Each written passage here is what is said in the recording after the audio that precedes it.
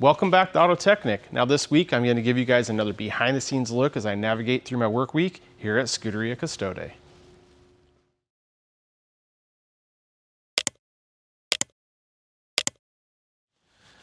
Well, I will have to admit, I am a terrible YouTuber. It is actually now Tuesday morning, so I was actually here yesterday working in the shop and I didn't really film anything.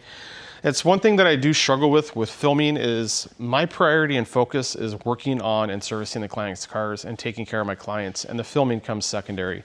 So there's some times where I just get simply too caught up in my work to grab the camera and start filming. The other thing I want to mention is this video is not a long form technical video that I have a lot of on the channel. This is more of a behind the scenes vlog style video taking you through my work week. And I do this for a couple different reasons, just so that way you guys can watch this business develop, evolve, and grow.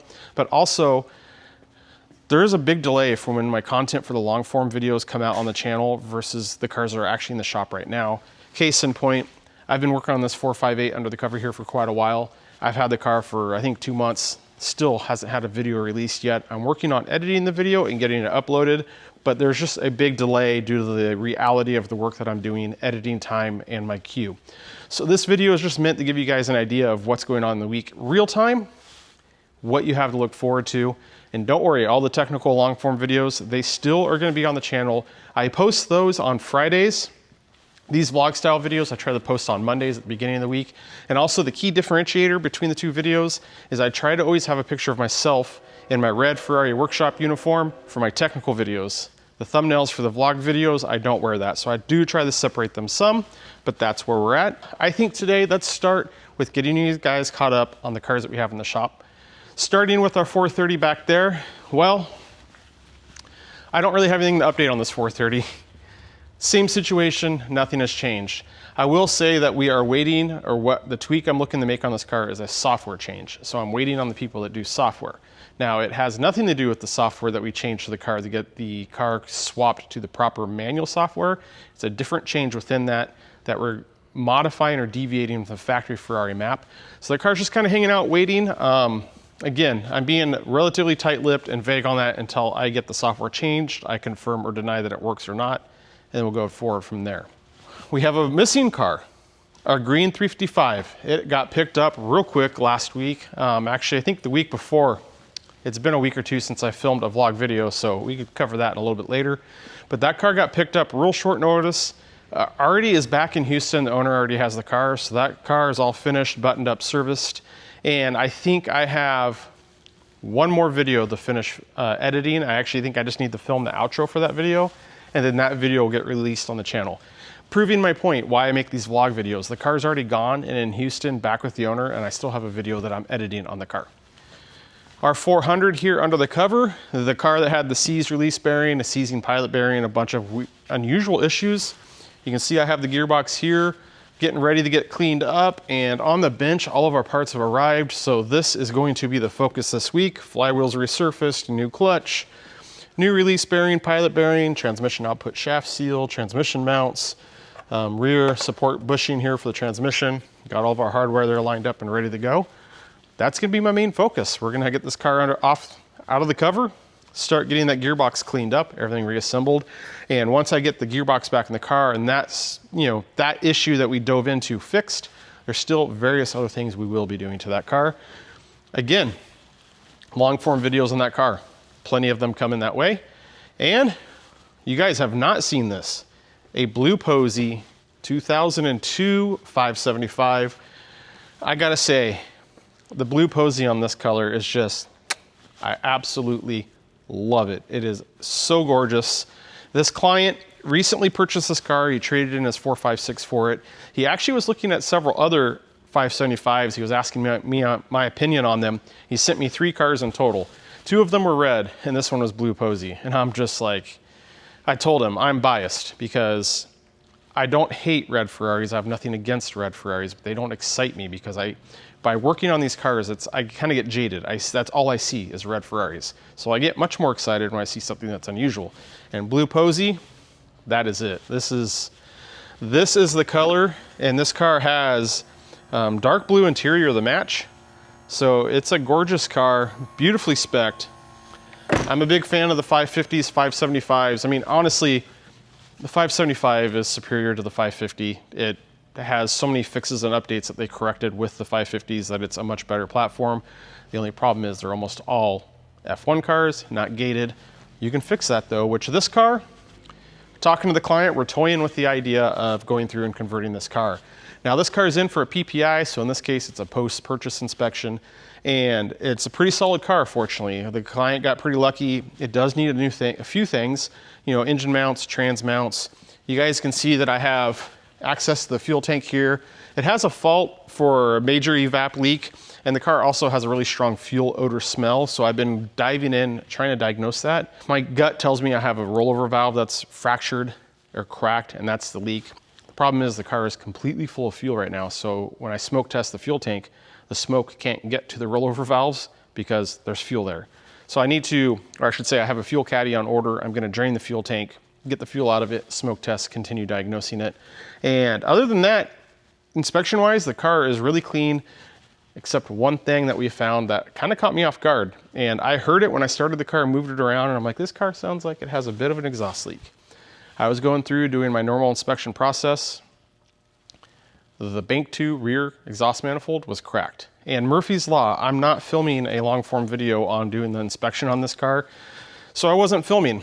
And that's the one time that when I run a smoke test on the manifolds, I find a cracked manifold. I did grab a clip that I recorded so I could show the client that I'll jump in here so that way you guys can see what it looks like when the manifolds have failed.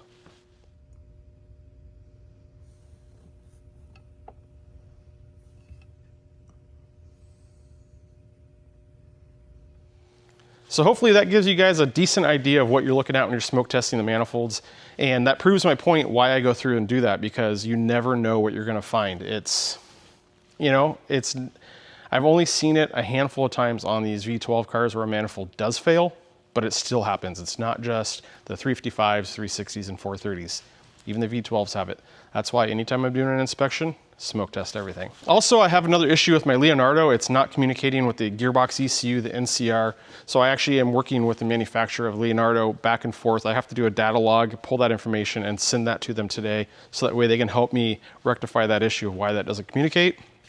And the last car we need to update you on, our 458 from San Francisco, and this project grew a little bit. So where we last left off, you saw me pull the interior out of the car, the dash, not the dash, but all the dash pieces to get the sticky buttons out, and we're doing some leather repair. Well, our scope of work has grown, so let me pop this car cover off and I'll show you what we're working with now. Yeah, things got much deeper. You can see that the entire dash frame, dashboard, the entire assembly is completely removed from the car. And in order to gain access to get that removed, I'll bring you guys up here to the front. You can see that the front has a significant amount of disassembly. So all of our fender liners, all of our under tray shields, our center tub, all of our cowling. You can see that the entire heater box is out of the car, had to suck out the AC. It honestly looks like more work than it actually is to do this. Keep in mind that we already had most of the dash disassembled initially just for the sticky items. And once I got to that point, I talked to the client, and there's the small leather piece that runs across the front of the dash. And I said, hey, you know, your leather is lifting on here, so if we want to address it, now's the time. We're almost there. It's going to be just a little bit more labor, but not too bad. And the client said, yep, we're this far, let's go ahead and do it. So he gave me the okay to pull the dash out, and I had to do that. You can see we got our dash right here, and that's because that panel sits right here on the top of the dash. We're looking at it from like the windshields right here. There's our steering column, the steering shaft, our heater box. So we're at the front of the car, but they bolted that panel on right here. It's the dumbest design. So in order to get that off, the dashboard has to come out. There's no way around it. It honestly, like I said, it wasn't as bad as it looks to get that out. Maybe half a day's worth of work to get it out. It's gonna take me a little bit more work to put it back in. And what we got quoted to get everything repaired leather-wise it's a minimal expense, and it's really the last piece of leather that was in the car that has lifting and issues. And they did say they're going to be able to save that piece of leather. It just needs re-glued. Again, like I mentioned in the beginning of this is the vlog style video on this car. There is a video that's gonna come out, or may already be out, on the full inspection I've done on this car. We're gonna have a full video doing the sticky. And I did film a separate video pulling the dash. Then we're gonna have videos doing the CarPlay in this car, the backup camera, we're doing an exhaust. All those are gonna be separate long form technical videos.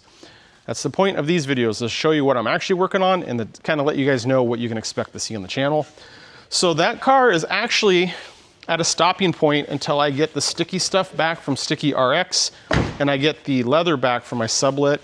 Once I get those back, I can work to put the interior back in. We can do our CarPlay, a backup camera, pretty much everything, and I'm still waiting on the exhaust. So it's kind of a race for vendors to provide me what I need to finish up with that car. All right, that was a lot to cover. That's where we're at with the cars in the shop. And I actually think we're getting a car swapped out today.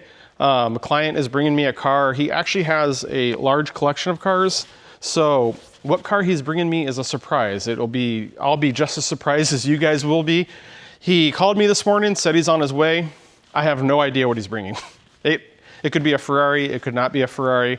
I know his collection, I know his cars. I've been to his place multiple times. I can tell you no matter what he brings me, it's gonna be really cool. The bottom line, there's nothing bad in his collection. So we'll be gaining another car this week. Who knows what kind of work we're gonna have to do on that. And I think later this week, tomorrow, I think we're gonna have another car getting dropped off as well. And again, another car or something that we have yet to see on this channel. So something new, exciting stuff. So with that, I'm gonna get started on my day. You can see I got my truck in the shop and it is so frustrating, guys. It feels like every time I come to the shop, I have various errands, tasks, chores. Call them chores, administrative work to do. I need to unload stuff, find new homes for it.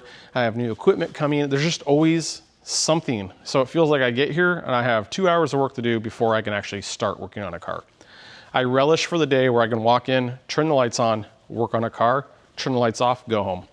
We'll get there. We will get there. Considering how short of a time we've been in the space and where we're at, I really can't complain. We've made outstanding progress and I'm already getting a rhythm of cars coming and going, getting them serviced. So things are looking pretty good. So I'm gonna get my truck unloaded, start getting some stuff cleaned up, just kind of get my work day going. And I'll bring you guys back when there's something worthy of updating you guys on. Well, we made it to the end of the day today, and to be honest, today was just a mix or a little bit of everything, just kind of all sprinkled in for the day. I spent my morning finishing up my chores, unloading things, organizing things that we talked about. I also had to jump on our blue 575. I had to do the scan log to see why I couldn't communicate with the NCR, so I basically had to hook my Leonardo back up, do a special procedure that they asked me to do, pull that information, put it on a USB stick, get it emailed off to them. So I got that taken care of. And there's another thing I wanted to show you guys on one of my chore lists to do, which is what I was doing this morning, is I went and actually picked up a legitimate solvent tank. One of my better Facebook Marketplace finds. I need to get a new adapter for it, but I already got it put to use. So a solvent tank might not seem like a pretty big deal. I grew up working out of solvent tanks, but I can tell you that out of all the dealerships I worked at, I think only one ever had a solvent tank. You know, they have these newer environmentally friendly tanks that use like a water-based solution, and I can tell you that they all suck. They don't work. I am an old school guy, true and true, solvent tanks are the way to go. And at home, I actually have one of those Harbor Freight ones, and I absolutely hate that solvent tank. I hate it dearly. And that's because it stores all of the solvent in the tank itself. So everything's submerged in solvent. You have to splash it around. It makes a mess. The tub is shallow. It just does not work at all. So I was kind of like on the fence of what I'm going to do about a solvent tank here at the shop, because I needed something. I didn't want to take that Harbor Freight one here from home. I'm actually going to empty that one and give it away. But I was just cruising Facebook Marketplace and I came across the Safety-Kleen tank. So all the solvent's stored down there in the bottom, which is really the key. And it has plenty of capacity, so that way I can get everything clean and utilized. And the best part is, I don't know if you guys have tried to shop for solvent these days. It's not that easy to find, and I found that most people are trying to price solvent out of the market. I got that thing with 20 gallons of solvent, whole deal, 200 bucks, smoking deal. So last night I actually had to bounce out of the shop early, run way up north, get that solvent tank, and that was part of the projects I had to do this morning, was get the solvent tank set up. I kind of wanted to put it over there because there's an outlet down there, but I knew that it was a terrible idea putting it next to the outlet box. And then I kind of had to work to rearrange this corner, and it's just a battle because I'm trying not to have this be the clutter corner, but I want it to be, obviously it's tools and equipment and stuff, but I'm trying to get everything positioned in there, and it's a losing battle. It's kind of cluttered, but it's kind of organized. This is kind of the area in the shop we need to feel out and get that taken care of. So I did that this morning. I did my log on our 575, got that taken care of. And we did some work on the 400. I was working on that, and that thing, I'll cover that in a second. That was really at my wit's end. But the other big thing that happened today is, well, our 430 that was here got picked up today. So I'm glad that I had the car sitting here cleaned, finalized, ready to go under a cover for a moment's notice to get picked up, because that is exactly what happened. Client came by, he dropped off another car, but he did jump in the 430, drove it, was able to feel the difference that the software made. As for like my side quest that I was working on it, I guess that's gonna be on a pause for now. I'm still gonna try to pursue it with the software people to get those changes, and then it's gonna be a matter of availability for me to get that 430, to get the NCMs out of it, to get the software in it, to see if it makes the change that I want. But the owner was pretty okay with it. He's like, I'm not really that worried about it. It's not that big of a deal. I'm happy to take the car home. And I said, okay, that sounds fine with me. But guys, he dropped off something incredibly special, very special. And I'm gonna warn you, it's not a Ferrari, but almost arguably it could be viewed at as maybe an enemy of Ferrari, almost, so to speak. Not really, but kinda. So we have a original 289 Cobra. This is not a kit car. This is not a reproduction car. This is not a continuation car. This is the real deal. And what an absolute beautiful car this is. And you can just see how tiny it is. The 430 was taking up so much space here, and this thing is so small. And if you guys have ever sat in one of these cars in real life are so small and so dainty. I mean, you can see that there's basically nothing there for the door.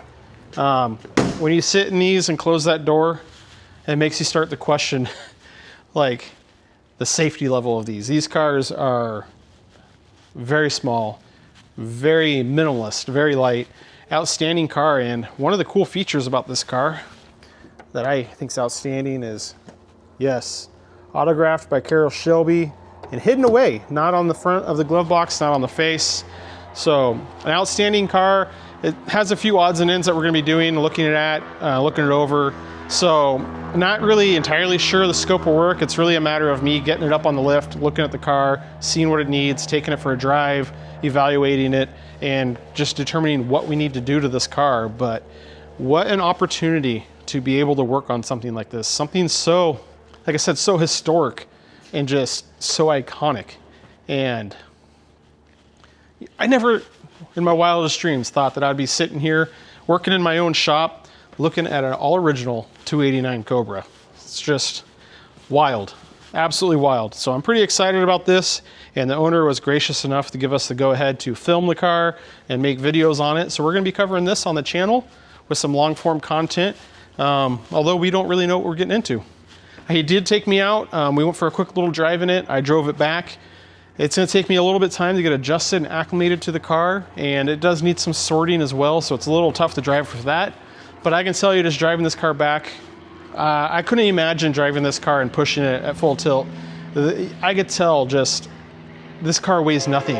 You barely breathe on the gas and that thing just went. So I couldn't imagine the guys back in the day in the 60s racing those things and just pushing them to the limit. They're a different breed. Absolutely a different breed. So that's what got dropped off, which is pretty exciting. And for our 400, this thing has been really running me through the ringer today. You know, I went and worked to initially take our transmission and get everything up in here cleaned off so it's nice and clean and fresh and ready to go back together. So just cleaning years of gunk, oil, grease, dirt, grime, clutch material out of here. And it looks pretty good. We got that taken care of. And then we did the same thing up here. Probably can't see very well. Oh, I already got my light up here. So we got the back of the engine taken care of, got everything cleaned up. And then our pilot bearing, oh my gosh. The pilot bearing, my normal pilot bearing tool was slipping out of the pilot bearing. I wasn't able to press it out. The pilot bearing was taller than what the tool is made for, so then I went and modified the tool, put it back in. It just kept slipping out. It was not budging. I had a different pilot bearing tool. I couldn't find it. I looked all over the shop for it, and it's one of those things where at the last shop at home, I had no space and so many tools that I'm not kidding you. I had tools stashed and hidden away. And I was wondering, like, man, I wonder if I forgot that tool and didn't bring it here. And because like when I was moving things here in the shop, it was like a scavenger hunt. Oh, grab this, grab that. So I couldn't find my other tool to get the pilot bearing out. Long story short, I messed with the pilot bearing for a good hour, hour and a half until I moved on going to do a different task, opened up a different tool drawer of the toolbox, and lo and behold, I found the tool that I was looking for. So once I grabbed that tool, we were able to get that pilot bearing out. So we have our old original one, which is pretty seized up, and our new fresh one ready to go back in. So we got that taken care of. You can see that I haven't driven that back in yet. We got our new mounts for our gearbox, a new output shaft seal and ring nut, clutch, flywheel, or pressure plate, flywheel's resurfaced, a functioning release bearing. This spins nice, unlike our other one now. So we have that. So I was working on that, and then we had this bushing back here on the back of the gearbox. So I had to get that pressed out, and this is our new bushing right here, which is actually the exact same thing as a shock bushing. And it was a matter of finding the right adapters and cups and tooling, and then the bushing didn't want to press. I had to heat it up. It just, everything on these cars takes time. It seems like a simple task. You have access to the bushing, you sit here and look at it. And then once you get into it, same thing as the pilot bearing. It just takes time. They fight you. It does not go as quick as it would on other cars. I don't know what kind of magic special sauce they sprinkle on these cars, but that is just the reality of it. These cars can be frustrating. You have to be patient. It's incredibly time consuming. And a good example of that is we have our new bushing here, because I left this problem to be, this is today's problem. I decided to be tomorrow's problem. I started to press it in, and it kept getting cockeyed and didn't want to go in straight. So I pulled it back out rather than continue to force it. Measured the bushing, and I have like a 10,000ths difference in diameter of this bushing to the gearbox. So I need to think about what I'm going to do to address it. Obviously, my train of thought is it's far smarter to modify a very easily replaceable bushing than a irreplaceable and expensive gearbox. So we're going to make our change to the bushing to make the bushing fit, not enlarge the hole in the gearbox. So I just have to decide which is the best way to do that, how I want to do it. I don't think that I'm going to be able to freeze that bushing and heat the gearbox up enough to make that actually fit. I pulled the measurement from our new bushing to our old bushing, and it's pretty substantial. That's where, I mean, that's really where I got at the end of the day. And that's where I just decided I'm calling it. I'm absolutely going to call it and wrap up and go home. I'll probably sit there and ponder about that bushing for the evening. That's usually how I work. And ponder about the best way to go about that. So when I come in tomorrow, the thinking part of it's done and I just need to execute. But yeah, I mean, we're covering all this on long form videos, and I actually had Anthony over here today because he was going to help me put the transmission in. That was our goal. And I told him before we even start grabbing the camera and continuing the long form video, I want to get this bushing pressed in. I want to get things cleaned up. I want to get the pilot bearing done and put the flywheel back on the car. Then we'll start filming. And it's like I inherently knew to get all of this stuff that's going to hang me up done and out of the way. So that way, once we go to install the gearbox and continue filming that video, we could just cruise and get going. Because trying to film videos when you start encountering those problems and you're struggling with them, it's tough because you're like, oh, hey, we're just gonna toss this bushing in real quick. And then an hour and a half later, you finally get it. And you're in the moment wrestling whatever problem you have with the bushing. You're not thinking about filming. It's an interesting dynamic. So I'm glad that I kind of, got this stuff sorted here now. I guess maybe it would have been good to film it, the struggle going through it, but It's a lot to juggle and manage, making sure, like I said earlier in this video, clients' cars are first and foremost, videos come second. So I wanna make sure that my full focus and attention is here on the car, getting that taken care of. Yep, I think that's it. I'm gonna head home. I'll see you guys tomorrow morning. Well, good morning. It is now Wednesday mid-morning, and I guess that would be hump day for most people. For me, unfortunately, Wednesdays are already on the downhill slope of my week here. Been in the shop, at it, working on the 400 a little bit this morning. Actually made it past the hurdle we had last night with that transmission mount bushing. I'll show you guys that real quick. But I also had another client come and drop off another car, which is gonna be a new car for the channel, something we have not seen yet. So we have right here a 348. I know that I've done a lot of 355 content, and I kind of feel like that's what a lot of people know me from, because I've had a couple of them on the channel, a lot of in-depth content on them, and I've had several people asking about 348s, and that's a sad reality of what I'm doing is I'm really at the mercy of my clients and what comes in. I can't really, pick and choose what cars I get to make content on. A lot of people are asking for 348s, and we finally got a 348 that we can have here on the channel. Now on this particular 348, the client is actually looking to sell the car. So he brought it into me, and it is very past due on a major service. I think it's been about 10 years since it's had a major. So I think our rough game plan is I'm gonna run through and do my normal pre-service inspection that I do to this car, as if I was going to be doing a major service. So I'm gonna run through, do my road test, my evaluation, my visual inspection, my shakedown. We're gonna smoke test the exhaust, smoke test the intake, do our emissions test, do a compression test. We're doing the full meal deal on this car. Going through it top to bottom. Once I get done with that inspection, I'm gonna compile all my information and provide it to the client. And we're gonna decide what is the best path forward for him, keeping in mind that he wants to sell the car and obviously maximize his return on investment. There's a strong chance he's gonna have me move through and we could get to do timing belts on this 348 before it gets sold, which I think is probably the best way to sell the car, because I think that everyone looking to buy one of these cars, maintenance is their biggest worry or question about the car.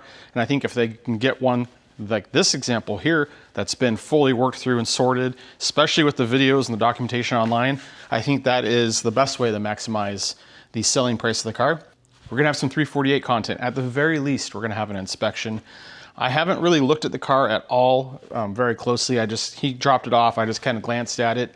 The car is a 1990. It has 53,000 miles on it. So far, I'm really pleased with the condition of this car when the client dropped it off, just from what I've done looking at it. It's a lot cleaner than I was actually expecting when I heard that it was a 53,000 mile driver's car. It actually is really clean, and the interior is actually in really good shape. I mean, this car looks like a really clean car.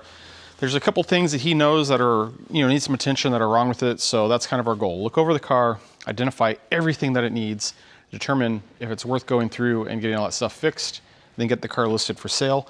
We have a couple different ideas on how we're gonna handle that.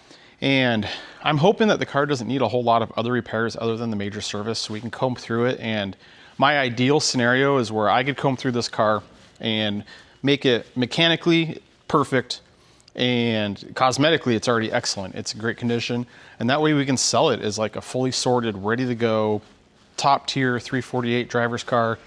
I think that would be our ideal situation.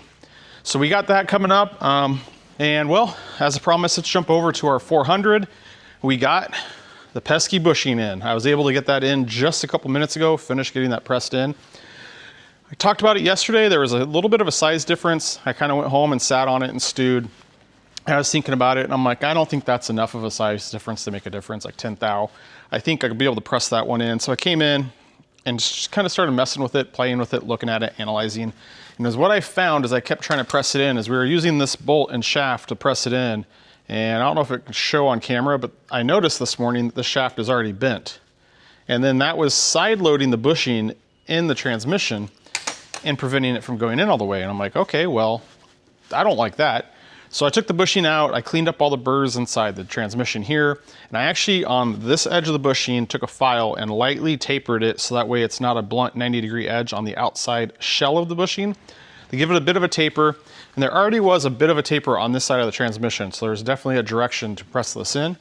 So I cleaned all that stuff up, I used my same cups that I was using, but instead of using this little rod that we have here that went through the bushing, so we're limited on the size of the rod because of that, I grabbed this mighty clamp here, which is part of a ball joint kit that I have. And this thing, as you can see, this thing has got some mass to it. You can really put some hurting on that.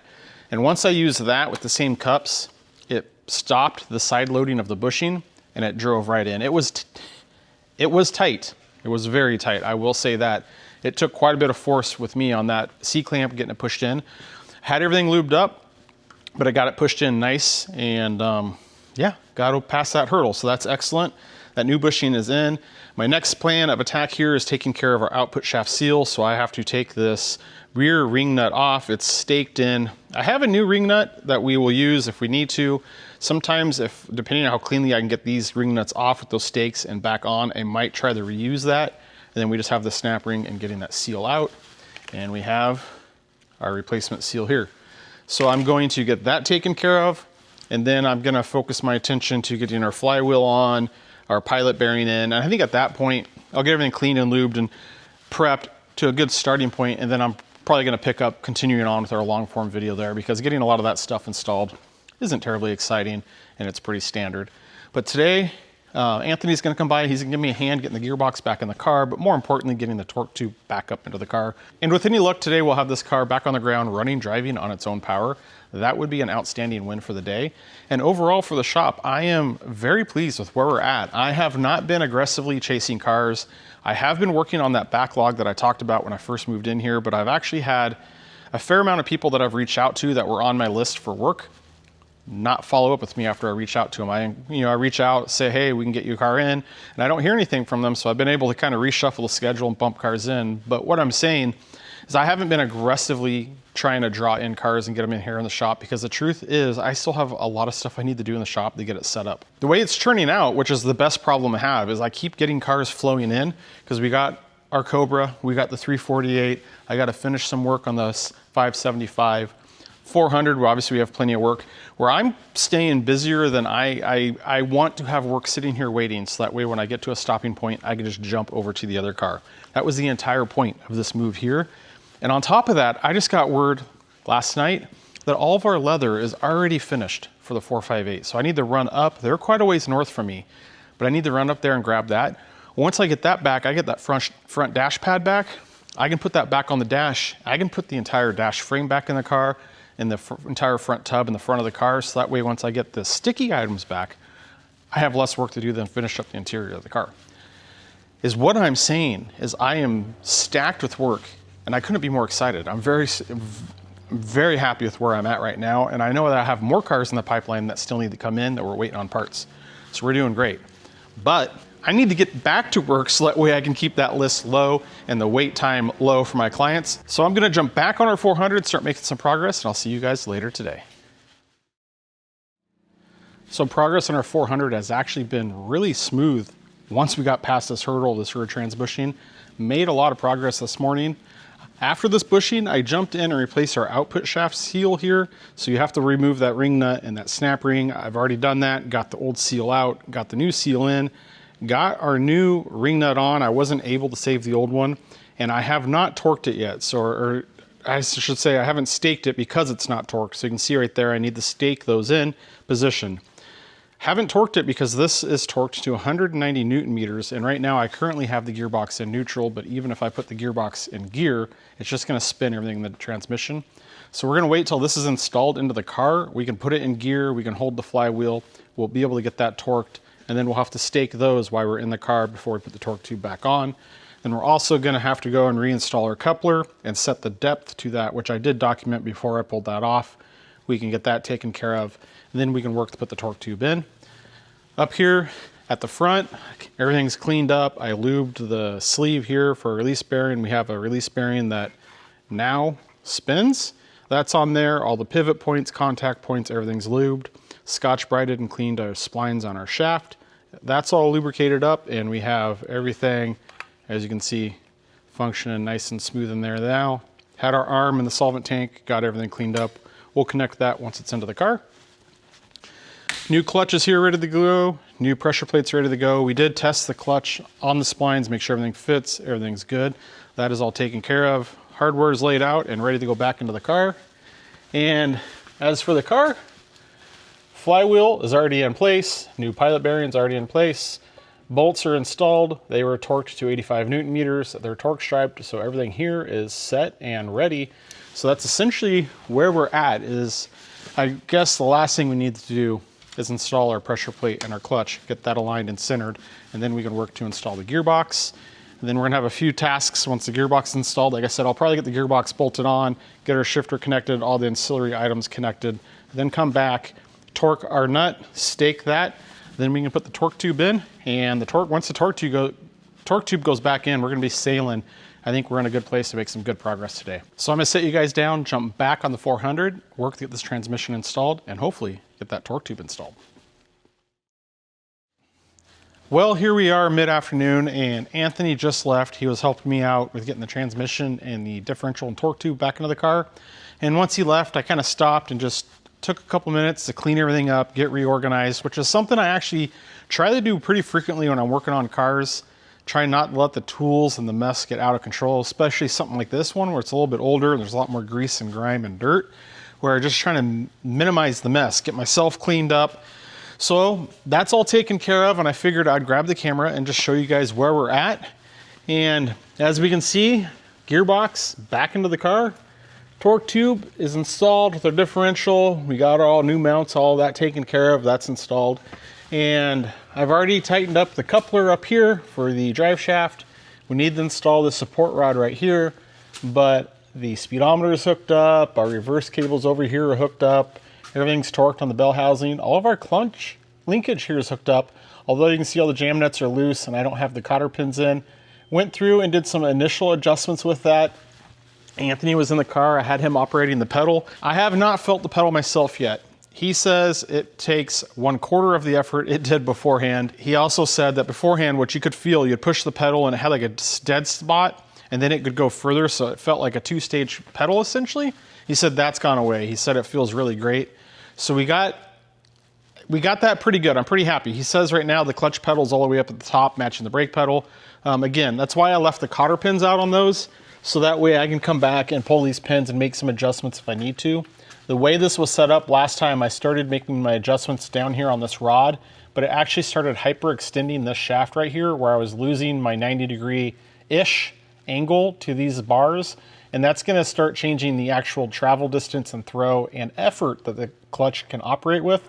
So I ended up having to pull the cotter pin back out of this upper pin, shortening this cable up here on this heim joint, and then making my adjustment down here. That's why I've left all the cotter pins out now, just in case I need to come back and make any adjustments. Lubricated the pivot up here. Everything down here is clean and lubricated. Also, we tightened our ring nut, got that torqued. You know, Murphy's Law, my tool ended right here where that brace was, and I had to put a long extension on it, and trying to torque something to 200 Newton meters with 18 inches of leverage on it wasn't great, but we got it, and we got it staked. So I'm trucking along. I think I gotta sit you guys down to get back to it, but I think I'll be able to get the axles reinstalled today and the e-brake cable reconnected, and the support rod. And that's it, that's all I have left.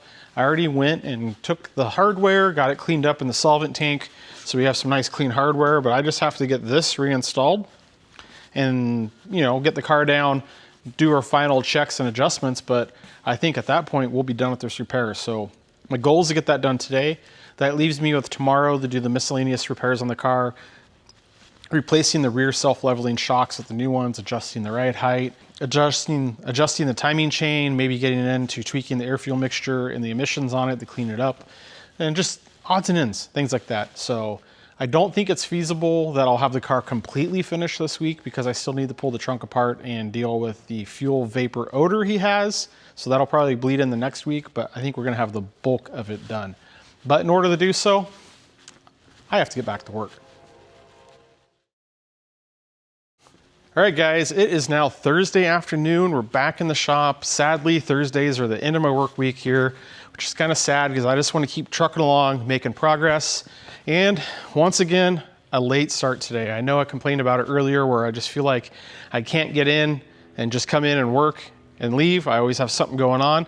Well, this morning I went to the optometrist, and as you guys can see, big surprise for today because I chronically suffer from dry eyes, and I actually wore contact lenses for pretty much from my adolescence all the way up into my 30s, and then it was like a switch flipped where my eyes rejected contact lenses, and I've been stuck wearing glasses for like 15 years. And I can't tell you how much I hate wearing glasses. I despise them. And I've done a bunch of things to help with my dry eyes, correct my dry eyes. I have issues with my tear ducts. So I went in there today. It's been a couple of years since I actually went in. I was just getting an annual checkup, maybe getting some new glasses. And they looked at my eyes and they're like, we think we might be able to get you in some contacts again. And I'm like, what? It has been forever since I've worn contacts. So here we are on a trial set of contacts today. And man, things are feeling great. Normally my eyes would reject them immediately. I put the contact lenses in and it was like an instant no. And it was actually pretty funny because I got the trial set and the optometrist is like, well, since it's been so long since you put you've worn contacts, I suggest you sit down with one of our, our reps and they'll help you get them in your eyes. And I was like, no, we're good. I've worn contacts for so long. I was just boop, boop, right in. And she was even surprised. She was like, oh, yep, okay, you're good. So I can see, got some good 20/20 vision, no glasses. I have like my nervous tick is to like, keep adjusting my glasses. They're not there, but a little bit of a surprise. So we're gonna go home and see what the kids think. They probably don't even remember seeing me without glasses. It's been so long. So we have a couple hours left in the day. What is our goal for today? So last night on the 400, I finished up installing everything. So it's all buttoned up, minus the cotter pins and final adjustments for a shifter linkage, but the rear axles are in. So I'm actually gonna focus on our rear self-leveling suspension here on these Kony self-levelers. Now, this is the first generation, which honestly, I'm not that familiar with, and it was actually pretty interesting because the owner of this car and his friend actually had a lot more documentation and knowledge on this system than I have, just because I haven't seen many of them come in. And I guess that they are just chronically bad. There's really no one left that's really good at rebuilding them. They don't last very long. I guess this has been rebuilt twice. And if you see the car when it's on the ground, it was sagging in the rear.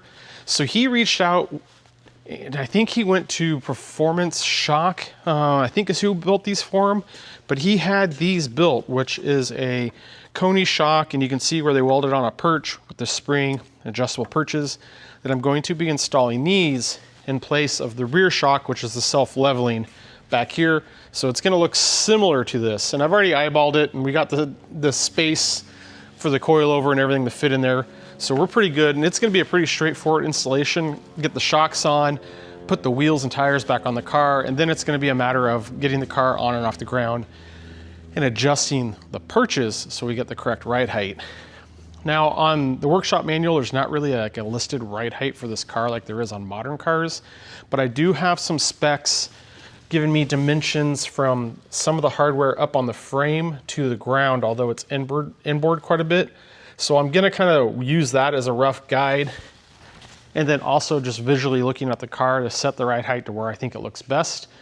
Once I get that done, then we can take the car on and off the rack. We can see how the clutch works. We can also then work on the other things in the car where I need to run the engine, start making some adjustments in the CIS because this car has a lot of soot and a lot of carbon coming out of the back. And I'll just put my 5-gas analyzer on it, read the emissions, and see how we can get that dialed in. That could either be a really quick, easy thing, or that could snowball into a lot of adjusting up on top of the engine. But I wanted to get the car basically to a point where I get it on the ground, movable and driving. So we're gonna do the shocks first, and then we're gonna roll into those other items, which I'm not sure if we're gonna, how far we're gonna get today. But that's the plan. I am, again, we're gonna focus on this car, see how much progress we can make before we wrap up the week. And these shocks should pop on pretty quick. I think the shock part's gonna be pretty quick here, and I'll be able to roll into the 5-gas analyzer and the CIS adjustments. So our week here in the shop has come to an end. Made good progress on the 400, although I didn't quite hit the progress that I wanted. You can see that it's back on the ground, and ride height is significantly better than it was when I got here. It was sagging really low in the rear. And I'll be honest with you guys, I've made no adjustments to the new rear shocks in the car. I put them on where they're at when we got them, and it looks pretty good. And I got in the car and made some measurements. I think it might be a hair high actually in the rear, but it's a little tricky to look at the car here with it on the lift. And obviously we have the fender covers on it as well.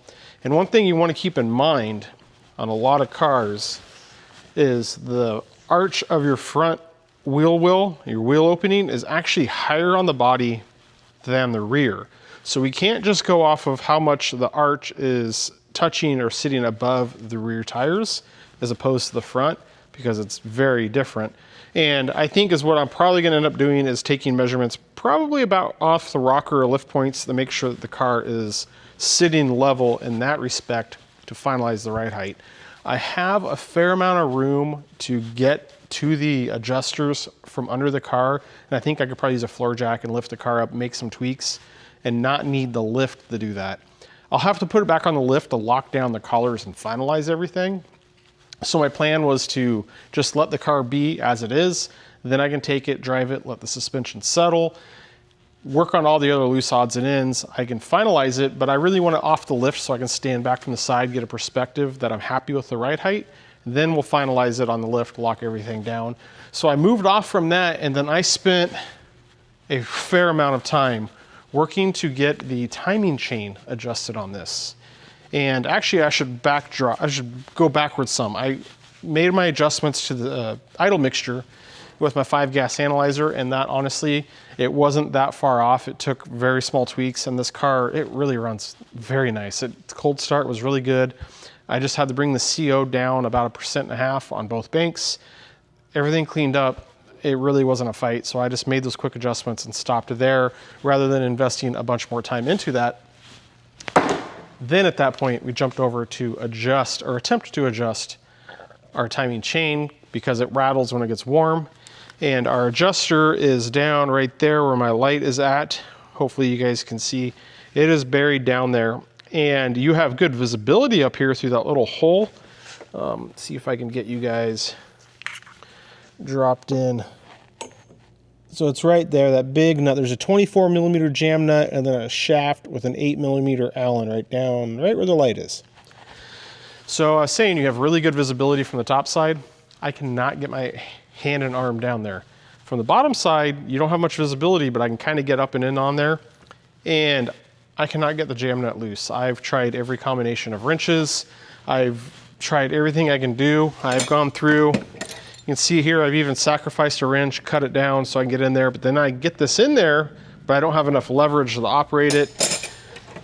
I really was struggling, and I came to the conclusion that I'm going to remove the lower alternator. That's going to give me plenty of access to get that jam nut off. I can get that alternator off. That belt is the forwardmost belt, so I can easily remove that alternator belt as well and not have to worry about any of the other belts. I'm going to have to run the car off one alternator, make that adjustment. I stopped there because the car is currently warm and I want to obviously make this adjustment when the engine's warm, and I wasn't going to have enough time to complete that today, so I didn't want to have the alternator pulled off and then warm the car up with it next week. So essentially, I put that on pause. I'll come in next week, get the car fired up, get it warm, remove the alternator, break that jam nut free, make my adjustments to the timing chain, lock that jam nut back in place, reinstall the alternator. Once I kind of came to that conclusion and got to that point, I decided to start looking at in the trunk for the fuel odor of the car, spent a little bit of time on that, and then it got to a point where it was time to clean up and call it a week. So it was a productive week. We did our inspection on the 575. I looked into it for the fuel leak. That's to be continued once my fuel caddy comes. I think it's supposed to show up tomorrow. So next week, we're gonna be starting right back on that. We made the bulk of our progress on the 400. We just have a few loose ends, the chase, a few small hurdles to overcome, and this car is very close to being wrapped up. And one thing that I do here with any car that's in my possession that's in the shop is I give the clients an update weekly on Fridays or Saturdays, and that is as an update whether I worked on the car or not. So if your car is in my custody, I'm updating them with the status of what's going on. So once I update the client with the 400, is what I'm saying is sometimes the work scope grows when I give them good news, like everything's going great, we're ahead of schedule, we're below the estimate. So hard to say what that's going to give us next week, but the fuel caddy comes in. I want to get this 575 finished up. I would love to get the 400 finished up. And then that's gonna give us the opportunity to get in, and I think next week would be an outrageous success if I could finish up the 575, finish up the 400, get the inspection done on the 348, and maybe get the Cobra on the lift and look at that. And as I'm saying that, holy crap, I know that's an ambitious plan, but I would love it. That's what I'd love to do. So guys, as always, I really want to thank you for following along, watching me go through my work week, and really just watching the video, supporting the channel, supporting my business. Really appreciate it. So with that, guys, you know the drill. Be sure to like the video, hit the hype button, share it with a buddy, drop a comment below. If you're not subscribed to the channel, you need to subscribe. There is a lot of great content coming your way. We will see you guys out here next week, continuing on with our projects and starting some new ones. As always, guys, thanks for watching. We'll see you on the next one.